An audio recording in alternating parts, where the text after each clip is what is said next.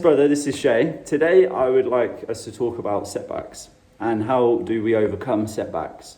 So I'd just like you to have a think about specific to erection problems or sex performance anxiety when you face a setback. So this may be with your partner, you've avoided initiating sex, or it may be going on a date. You have avoided that or stopped it before it's got to a certain point because of this fear of what if I can't stay hard, or what if I can't perform? So that being a setback, I'd like you to ask yourself, what happens when you face one of those challenges? Because we have a couple of options. And what I found is it can be very easy to guilt and shame ourselves, right? To make ourselves feel bad about what's happened.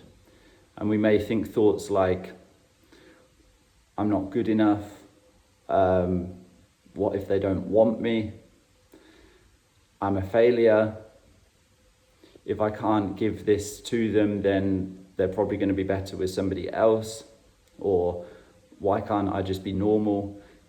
And we can put ourselves into this. So we face the setback, and then dependent on what goes through our mind, what stories or scripts we create for ourselves, we can put ourselves into this state of shame and guilt and feeling bad at ourselves.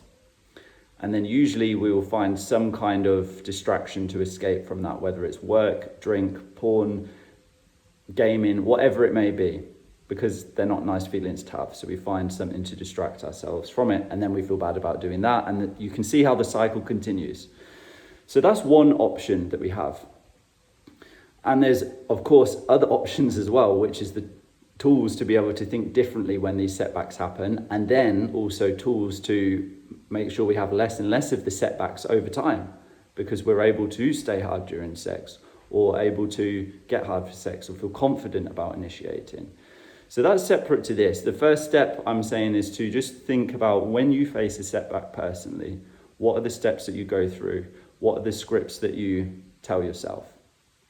Now, the second bit that I mentioned around the tools to be able to have a new response when a setback happens, and then ultimately to have a new set of tools to get hard for sex, stay hard for sex. If that is interesting to you, then below in the comments, I'm going to put the link to my weekly free newsletter, because in this, you will get the tools each week that I share that allow this shift in mindset, and you can try them out in your own life and see how they work for you, so that ultimately you can learn what it takes to stay hard during sex and not depend on pills, right? This is not about pills or medication. This is about up here.